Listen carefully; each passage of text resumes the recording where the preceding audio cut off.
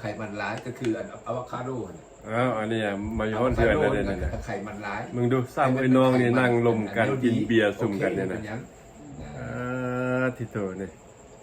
เบียร์นะเบียร์ยี่ห้ออย่างไรมัน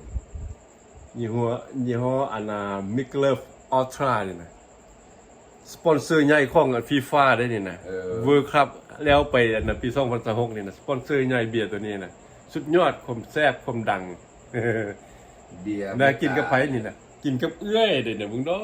ยเป็นไผ่ในเอื้อยเนี่ยมาเจออิตาลีคนเรามากินเบียร์นะอเมริกาเนี่ยนะสบายดีเอากินน้ำกันเด้อที่ถูก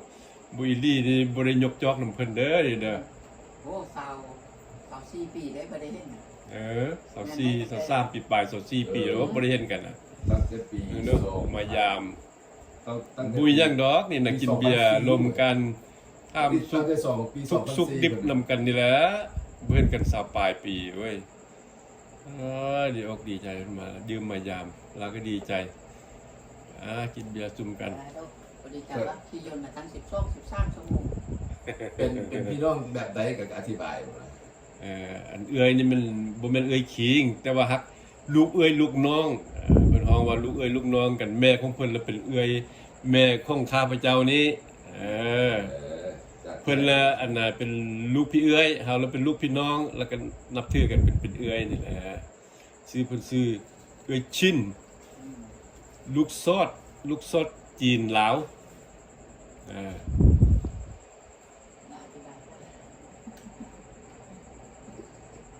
ก็จะแจ้งอยู่บ่เนี่ยอธิบายน่ะนี่เนาะคันบ่มีจะแจ้งก็ชินก็เพิ่มเติมแต่น้อยนึงซั่นแล้วแจ้งแล้วจัดแจ้งแล้ว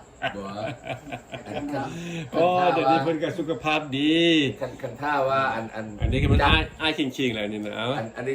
คันท่าว่าจะแจ้งดีอันผู้ฮู้สิกันสิฮู้ขวัญเลยโอ๊ยผู้ฮู้มันดีนี่ก็สิว่าเพิ่นสุขภาพแข็งแรงได้เพิ่นบำนาญแล้วรีไทร์แล้วเดี๋ยวนี้นะดูทางไปดูทางเที่ยวสบายอันนี้แหละชีวิตบรรปลายมีความสุขก็เท่านี้แหละคนเฮาเดี๋ยวได้สุขเดี๋ยวได้ม่วนเดี๋ยวได้ซื่นก็ไปเลาะเที่ยวยามพี่ยามน้องยามลูกยามหลานบ่ว่าอยู่จอกได้มุมได้เจได้มีโอกาสได้ไปก็ไปเยี่ยมยามก็มีความสุขแล้วนี่นะโยกเด้มันง่ายตัวนี้นะโอ้กินบ่ได้ยากมั้ยมันผู้ใดที่ว่ามันยืนกว่าหมู่ที่ทางเฮานี่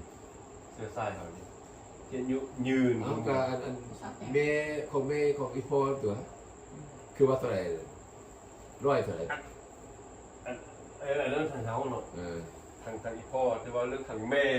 ทางแม่ให้เป็นทางพ่อเฮาพ่อแม่ของท่านพ่อเฒ่าแม่เฒ่าของท่านบ่ฮู้แต่เอื้อยพ่อแม่เฒ่าของท่านอันดา110ปีตัด110 ปีแม่เฒ่าของอันน่ะทราบแอ่งนี่อันนั้นผู้เกิดใหม่ใหญ่หนึ่งคือเราค่อยสิกับฮู้พวกเจ้าผู้เป็นเอื้อยเป็นจังได๋สิฮู้แต่ว่าเรื่องอันน่ะว่าบ่ฮู้อยู่ฮะเป็นเป็นว่าเรื่องเก่าเรื่องหลังเรื่องยาสายอายุมันก็ยืนอียาแม่พอเนี่ยอันนี้จะปีนั่นก็100 ปลายปีก็แต่บอกว่า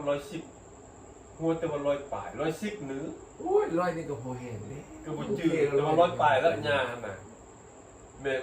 แม่ของพ่อค่อยหั่นน่ะของยามื่นหมดเลยสมัยนั้นเพิ่นของเป็นหมื่นเป็นแสนสักอย่างนึงนี่แหละของยามื่นไม่เท่ามื่นไม่ยามื่นเป็นอายุ100 ปลายเลยอันนั้นมันอายุแท้ๆแหละนั่งเคี้ยวมากอยู่แล้วก็อีกฝ่ายแล้วก็ไปเลยตอนคนตายจะมีอะไรย้อนเทอันนั้นตอนคนเสียตอนเจ้าอยู่ใส่ตอนคนเสียกำลังเฮ็ดหยังคือมันก็อยู่ฮู้อยู่อันน่ะคืออยู่ให้อยู่หน้าอยู่ไปที่เป็นนักเรียนอยู่อันน่ะฮัดคีบคงเฮ็ดกินนอนชื่ออยู่ฮัดคีบเป็นเมียกินนอนอยู่เฮ็ดกินนอนเมียกินนอนอยู่เนื้อฮัดคีบบ่อยู่เนื้อฮัดคีบมันเดินข้ามเทพมาแล้วอยู่เฮ็ดกินนอนนะไปเข้าเฮ็ดมันมีห้องหยังล่ะห้องป.5คัน คันจบมัธยมเสร็จแล้วคันจะบุมาเมืองหลวงก็ไปเมืองหงอยมัธยมอยู่เมืองหงอยเพื่อนแน่ ดอกเขียวอันตัว น้องเขียวอะไรเมืองหง โอ้ อย ย น้องเขียวมองเจ้าไปเห็นแพทย์ อันว่าเรื่องอย่างแพทย์ ไปตัด ผู้สาวรับเสริม